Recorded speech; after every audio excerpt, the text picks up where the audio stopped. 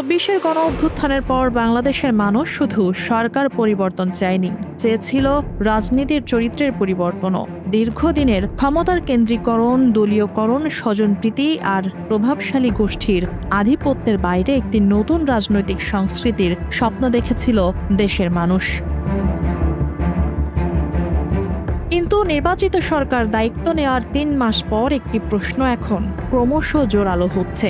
বাংলাদেশ কি সত্যিই নতুন পথে হাঁটছে, নাকি পুরনো রাজনৈতিক সংস্কৃতি নতুন মোড়কে ফিরে আসছে? বিশেষজ্ঞরা বলছেন, মাত্র ৩ মাস কোনো সরকারের মূল্যায়নের জন্য যথেষ্ট নয়। রাষ্ট্র পরিচালনা একটি দীর্ঘমেয়াদী প্রক্রিয়া, বিশেষ করে এমন একটি রাষ্ট্রের দায়িত্ব নেয়ার পর যেখানে দীর্ঘ রাজনৈতিক সংকট, দুর্বল অর্থনীতি, প্রশাসনিক অস্থিরতা এবং প্রতিষ্ঠানগত অবক্ষয় মোকাবেলা করতে হচ্ছে। সেখানে সরকারের ৩ মাসেই সফলতা ব্যর্থতার মূল্যায়ন অযৌক্তিক হবে। তবুও একটি প্রবাদ আছে, মর্নিং শোজ দ্য ডে। শুরুটা অনেক সময় ভবিষ্যতের দিক নির্দেশনা দেয়। গণঅভ্যুত্থানের পর সবচেয়ে বেশি আলোচনায় ছিল বিএনপি এবং দলের ভারপ্রাপ্ত চেয়ারম্যান থেকে প্রধানমন্ত্রী হওয়া তারেক রহমান। দীর্ঘ রাজনৈতিক নির্বাসনের পর তার প্রত্যাবর্তন অনেক মানুষের কাছে ছিল নতুন শুরুর প্রতীক। নির্বাচনে জনগণের বিপুল সমর্থনও সেই প্রত্যাশারই বহিঃপ্রকাশ। ক্ষমতায় আসার পর তার ব্যক্তিগত জীবনযাপন, প্রোটোকল সীমিত রাখা, সংযত আচরণ এবং বেশ কিছু সরাসরি এবং প্রতীকী সিদ্ধান্ত সাধারণ মানুষের প্রশংসা কুড়িয়েছে। এমনকি রাজনৈতিক প্রতিপক্ষের অনেকেও স্বীকার করেন, প্রধানমন্ত্রীর ব্যক্তিগত ইমেজ এখনো পর্যন্ত সরকারের সবচেয়ে শক্তিশালী সম্পদ। তবে প্রশ্ন উঠছে সরকারের অন্য স্তরগুলো নিয়ে। মন্ত্রী, প্রতিমন্ত্রী, উপদেষ্টা এবং বিভিন্ন প্রতিষ্ঠানে দায়িত্বপ্রাপ্ত ব্যক্তিদের কিছু কর্মকাণ্ড ইতিমধ্যেই বিতর্ক তৈরি করেছে। সমালোচকদের মতে, প্রধানমন্ত্রীর বার্তা এবং মাঠ পর্যায়ের বাস্তবতার মধ্যে কোথাও কোথাও ফারাক দেখা যাচ্ছে। বাংলাদেশ ক্রিকেট বোর্ডের সাম্প্রতিক নির্বাচন সেই প্রশ্নগুলোর অন্যতম বড় উদাহরণ। ক্রিকেট এমন একটি জায়গা যেখানে রাজনৈতিক পরিচয়ের চেয়ে বড় হয়ে ওঠে জাতীয় পরিচয়। বাংলাদেশের খেলা মানেই দলমত নির্বিশেষে একসঙ্গে উল্লাস। সেই কারণেই বিসিবিতে রাজনৈতিক প্রভাবের অভিযোগ নতুন করে আলোচনায় এসেছে। নির্বাচনের পর দেখা যায় সরকার ও ক্ষমতাসীন রাজনৈতিক বলয়ের সঙ্গে ঘনিষ্ঠ সম্পর্ক রয়েছে এমন কয়েকজন ব্যক্তি বোর্ডে জায়গা পেয়েছেন। বিশেষভাবে আলোচনায় আসে প্রতিমন্ত্রী মীর শাহে আলমের ছেলে মীর শাকরুল আলমের নাম। সমালোচনা বাড়তেই তিনি পদত্যাগ করেন। রাজনৈতিক বিশ্লেষকদের মতে এই পদত্যাগ একটি গুরুত্বপূর্ণ বার্তা দিয়েছে। সমালোচনা তীর তাক করতেই সরে যাওয়া জনগণের প্রতি প্রতীকী সম্মানের অংশ, যা সরকারকে আরও জনপ্রিয় আর গ্রহণযোগ্য করেছে। কিন্তু প্রশ্ন হচ্ছে, শুধু একজনের পদত্যাগে কি যথেষ্ট?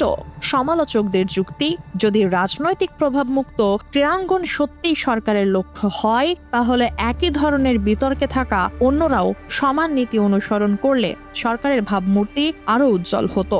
কারণ নির্বাচন পূর্ব সময়ে ক্রীড়া প্রতিমন্ত্রী আমিনুল হক ঘোষণা দিয়েছিলেন, ক্রীড়াঙ্গনে রাজনৈতিক প্রভাব মুক্ত রাখা হবে। সরকারের ভেতরের বিভিন্ন সূত্র বলছে, প্রধানমন্ত্রী প্রকাশ্যে খুব বেশি প্রতিক্রিয়া না দিলেও বিভিন্ন মন্ত্রণালয়, প্রতিষ্ঠান এবং দায়িত্বপ্রাপ্ত ব্যক্তিদের কর্মকাণ্ড নিবিড়ভাবে পর্যবেক্ষণ করছেন। বিভিন্ন মহলে আলোচনা রয়েছে, শীঘ্রই মন্ত্রী, প্রতিমন্ত্রী, উপদেষ্টা এবং গুরুত্বপূর্ণ দায়িত্বশীলদের কর্মমূল্যায়ন সামনে আনা হতে পারে। যদি সত্যি এমন কিছু ঘটে এবং সেখানে রাজনৈতিক পরিচয়ের বদলে কর্মদক্ষতাকে প্রাধান্য দেওয়া হয়, তাহলে সেটি নতুন রাজনৈতিক সংস্কৃতির একটি বড় বার্তা হবে, যে স্বপ্ন এখনো দেখছেন দেশের সচেতন মানুষ এবং তরুণ শিক্ষিত সমাজ। বিশ্লেষকদের মতে, সরকারের ভেতরে কয়েকটি দৃশ্যমান ও কঠোর সিদ্ধান্ত পুরো প্রশাসনিক ব্যবস্থার জন্য একটি শক্তিশালী সংকেত তৈরি করতে পারে। কারণ বাংলাদেশের রাজনৈতিক সংস্কৃতিতে শাস্তির চেয়ে দায়মুক্তির সংস্কৃতি দীর্ঘদিন বেশি দৃশ্যমান ছিল। নতুন সরকার এমন একটি রাষ্ট্র ব্যবস্থা পেয়েছে যেখানে দীর্ঘ সময়ের আওয়ামী রাজনৈতিক প্রভাব প্রশাসনের প্রায় সব স্তরে ছড়িয়েছিল। কেউ কেউ মনে করেন এখনও আছে। অর্থনীতি এখনও পুনরুদ্ধারের পথে। বৈদেশিক মুদ্রার রিজার্ভ, বিনিয়োগ, কর্মসংস্থান, মূল্যস্ফীতি সব ক্ষেত্রেই চাপ রয়ে গেছে। এর সঙ্গে যুক্ত হয়েছে প্রশাসনিক পুনর্গঠন, আইন শৃঙ্খলা পরিস্থিতি, বিচারিক সংস্কার এবং রাষ্ট্রীয় প্রতিষ্ঠানগুলোর প্রতি জনগণের আস্থা ফিরিয়ে আনার চ্যালেঞ্জ। ফলে ৩ মাসে অলৌকিক পরিবর্তন আশা করা বাস্তবসম্মত নয়। তবে জনগণ এখন ফলাফলের চেয়ে বেশি খুঁজছে দিক নির্দেশনা। তারা দেখতে চায় পুরনো রাজনৈতিক সংস্কৃতির বিরুদ্ধে সরকার কতটা আপোষহীন। বাংলাদেশের মানুষ এখন সরকারের কাছ থেকে শুধু উন্নয়ন নয়, রাজনৈতিক সংস্কৃতির পরিবর্তনও চায়।